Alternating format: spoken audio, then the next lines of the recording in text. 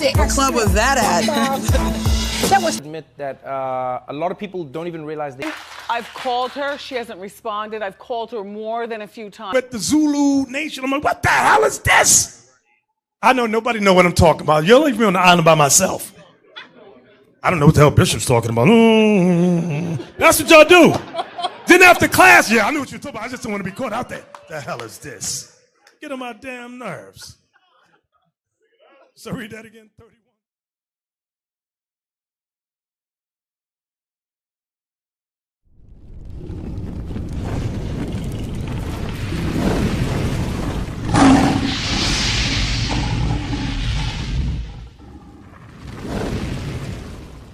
About the Sabbath day. Hold on. Hey, let me ask you a question. Back to you. Can we cook on the Sabbath? No.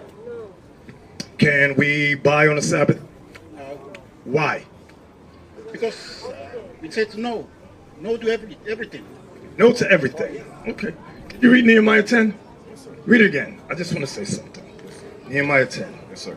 Nehemiah chapter 10 verse 31. And if the people of the land bring ware or any victuals. Ware means like items like this, pants, clothing, they're selling you items. Read it again. And if the people of the land bring ware or any victuals. Victuals means food, if they're selling you food. On the Sabbath day to sell, that we would not buy it of them on the Sabbath day. Now, my next question, going back to you. Who is the Sabbath for, originally? The Sabbath for the Lord. I'm talking about people on earth. Who's meant to keep it?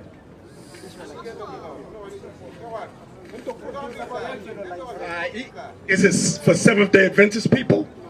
Who is it for? You give it to human race. The human race. All right, give me Exodus 31:16. Exodus 30, pay attention. Because, wait, read this first, then I'm going to say something. Exodus 31 verse 13. Speak 16. 16. Wherefore the children of Israel shall keep the Sabbath. Who?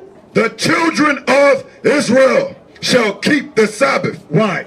To observe the Sabbath throughout their generations for a perpetual covenant. For a perpetual covenant means agreement. Go ahead.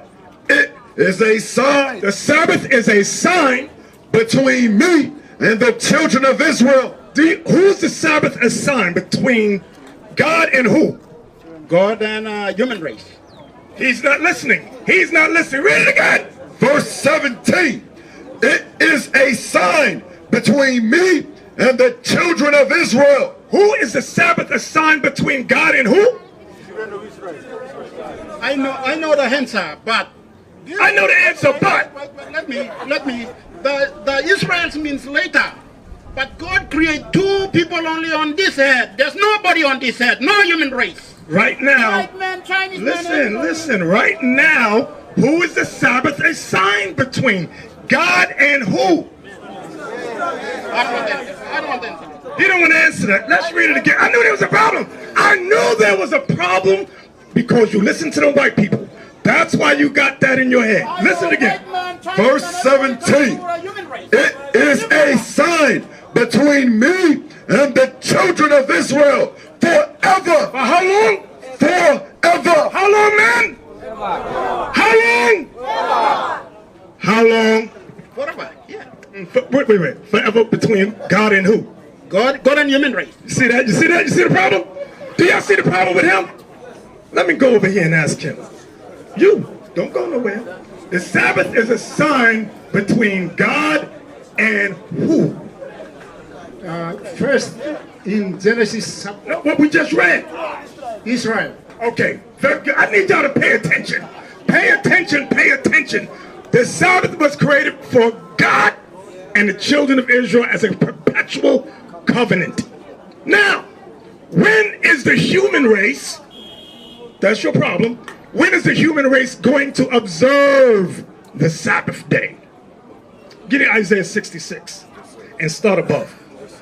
Give me a few verses. What's your name? You laughing? What's your name? Alex. Alex. Alex. Okay, Alex. Yediah, where you got me? I I ain't got my glasses, so I need you to show. I know it's verse 23. But let me see above it. What does it say above it? And I will take 22 for the new heavens and the new earth. Okay, read that. Isaiah 66 verse 22. For as the new heavens and the new earth, which I will make, shall remain before me, saith the Lord. This is when the kingdom of heaven is on earth. So shall your seed and your name remain. So shall the seed of Israel and the name of the Israelites, that's who we are, Israel, we shall remain for how long? So shall your seed and your name remain. And it shall come to pass that from one new moon to another. Do you observe the new moon? Does anybody observe the new moon? You observe the new moon? Okay, I'll get back to you in a minute. Read that part again. And it shall come to pass that from one new moon to another, and from one Sabbath to another, shall all flesh come to worship before me, saith the Lord. So in the kingdom, on this planet Earth, that's when everybody's going to observe the Sabbath. Right. But how and why will the white man and everybody else observe the Sabbath? Give me Isaiah 60 and 10. Yes, sir. That's right. Isaiah 16. I want you to listen good, Alex, because I know the white people didn't teach you this. Isaiah 60 verse 10. And the sons of strangers shall build up thy wall. The sons of the strangers, the other nations, shall build up our walls.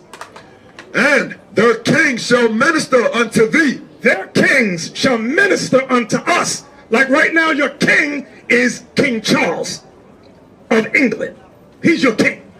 God says these kings will minister to us. For in my wrath I smote thee. In God's wrath, he smote us. Meaning what? He allowed us to go into slavery for breaking his commandments. We are in poverty because we broke God's commandments. That's what it means. In his wrath, he smote us. But in my favor have I had mercy on thee. But in his favor, he has mercy on us. That's what Christ was about. Come on. Therefore, thy gates shall be open continually. The gates to the kingdom shall be open continually. They shall not be shut day nor night. The gates of the kingdom shall not be shut day nor night. That men may bring unto thee the forces of the Gentiles. That the men shall bring unto us the wealth of the Gentiles. They're going to bring their wealth to us. Read. And that their kings may be brought. They're going to bring their kings before us. Go ahead. For the nation and kingdom that will not serve thee. The nation and kingdom that will not serve us. What's going to happen? Shall perish. Shall what? Shall perish. Do you know what that means, Alex? If the Chinese man and the white man say, I'm not serving no Kanaka. I'm not serving no nigger. I'm not serving you people. What's going to happen to them? Wait, somebody said it? Huh? Perish. They shall perish and die. That's going to be the judgment. Read that part again. For the nation and kingdom that will not serve thee shall perish. Yea, those nations shall be utterly wasted. Those nations shall be utterly wasted. This is why they're going to observe the Sabbath. We are going to force God's laws on the whole planet Earth. That's right. You understand that? I know you're not taught that in church. Was that it? Because right now I can't see. Yes, sir, that's it. Yeah, no. Give me Zechariah 14. Yes, sir. Do you keep, hey, where'd he go? Where'd the little man go? Come back over here. Do you observe the Feast of Tabernacles? Who said yes? Y'all said no, right? Now, I don't think y'all know what the Feast of Tabernacles is. Right. Do you keep the Feast of Tabernacles? Wait, come in. Explain to us. Feast of Tabernacle is a feast that is in Leviticus 23. It's about gathering of people. The Israelites, when they celebrate, when they came out from Egypt, God gave them that law in Leviticus 23. That's why I try to keep that, try my best to keep tabernacles. What are you supposed to dwell in for 7 days? What are you supposed to be inside for 7 days? According to what we do, we worship on that day. Our 6-7 days. It's up 8 days or 7 days. Okay, I'm gonna help you. Okay. Now, I'm still dealing with you too.